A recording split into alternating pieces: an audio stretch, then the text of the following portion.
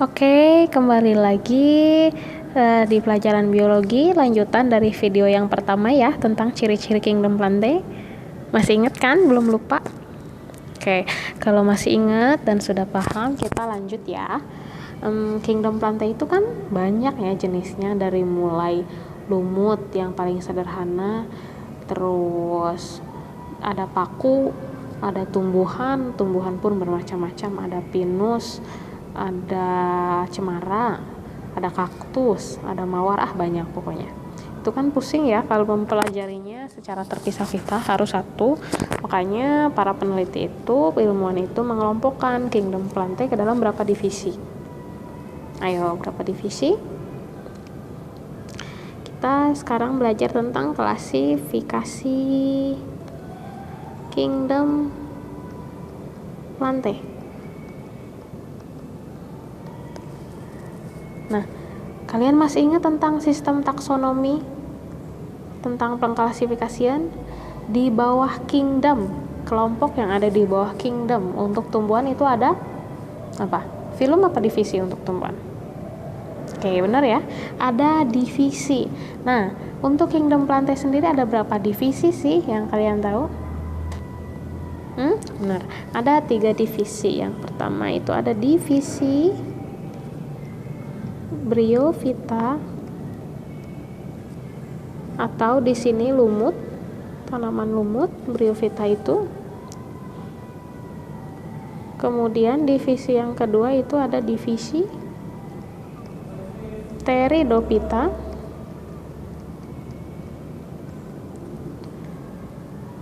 itu adalah apa? Pteridophyta, paku. Kemudian divisi yang ketiga, ini yang paling banyak dan paling sering, paling mudah juga kalian jumpai, yaitu adalah divisi apa ya?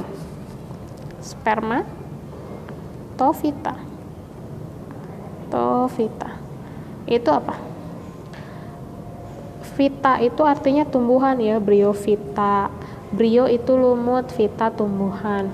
Pteri itu sayap, phyta itu tumbuhan, kan paku, daun-daunnya kayak sayap gitulah ya, anggap.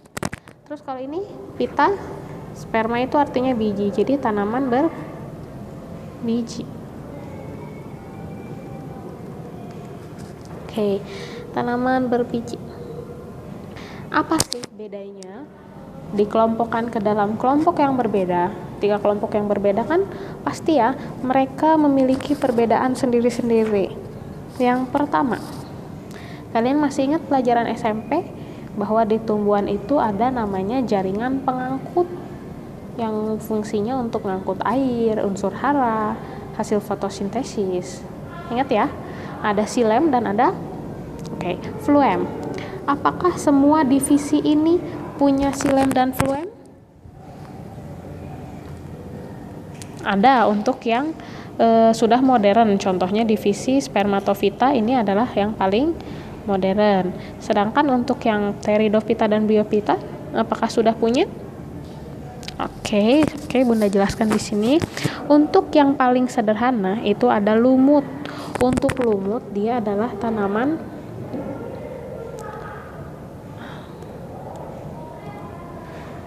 dia itu non-tracheophyta.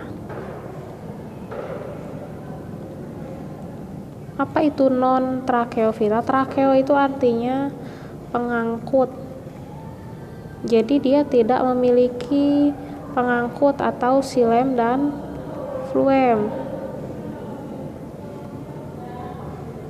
Nah, sedangkan kalau tracheophyta untuk Pteridophyta dan Spermatophyta bagaimana?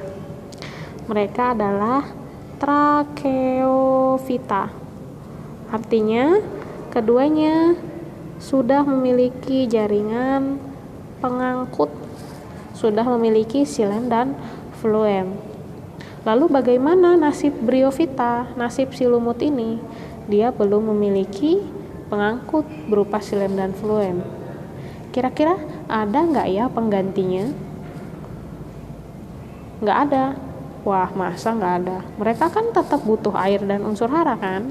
tetap menyalurkan hasil fotosintesis kan. Oke, berarti ada ya. Apa penggantinya? Penggantinya yaitu berupa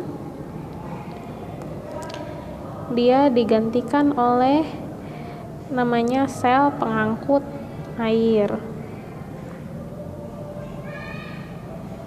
Lalu bedanya apa sama xilem fluem? Dia itu kalau xilem fluem sudah terdiferensiasi ya. Nanti kalian belajar di kelas 11 bagaimana spesialisasi xilem dan fluem. Kalau sel pengangkut air itu masih sederhana, masih belum kelihatan bedanya dengan sel yang lain, cuman hanya fungsinya dia spesial, khusus gitu untuk mengangkut air saja gitu. Terus untuk bryophyta, lumut. Kalian masih ingat gambar lumut itu seperti apa? Apakah sudah punya akar, batang, dan daun yang jelas? Atau batang, akar, dan daunnya belum bisa dibedakan? Yang daun yang mana, batang yang mana, akar yang mana? Oke, kira-kira jelas belum untuk lumut? Coba kalian boleh sambil cari struktur lumut itu seperti apa. Belum ya, dia belum memiliki akar, batang, dan daun. Jadi dia itu termasuk tumbuhan Talophyta.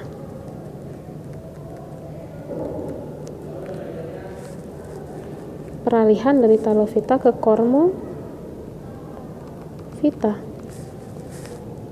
Jadi kalau Talophyta itu dia adalah belum jelas akar, batang, dan daun. Sedangkan kalau Cormophyta sudah jelas dibedakan antara akar, batang, dan daun. Nah, di mana posisi lumut? Posisi lumut itu di sini. Lumut. Jadi dia peralihan antara Talophyta dan Cormophyta. Beberapa sudah mirip, ada yang mirip daun, mirip akar, cuman belum terlalu jelas. Sedangkan kalau Pteridophyta dan Spermatophyta dia adalah Cormophyta. Cormophyta sudah bisa dibedakan akar, batang, dan daun, apalagi tanaman berbiji kayak misalnya mangga, rambutan, buah-buahan, cabai, terong, sayuran, itu adalah Spermatophyta berbiji. Bisa gak dibedain akar, batang, dan daun? Bisa, jelas dia adalah Cormophyta. Bisa dibedakan akar, batang, dan daun. Ya, untuk Bryophyta memang dia agak sedikit beda sendiri ya dibanding dua divisi yang ini. Nah, pertanyaannya, bedanya apa dong antara Pteridophyta dan Spermatophyta? Perbedaannya adalah di reproduksinya. Kalau Spermatophyta dia menggunakan atau menghasilkan biji. Namanya aja Spermatophyta ya. Pokoknya yang setiap kalian makan atau lihat buah punya biji, berarti dia adalah Spermatophyta. Termasuk kayak bayam yang gak kelihatan bijinya, itu juga Spermatophyta. Karena biji itu gak harus selalu sebesar biji salak atau biji duren gitu. Tetap ada bijinya. Kalau Pteridophyta dia menghasilkan spora.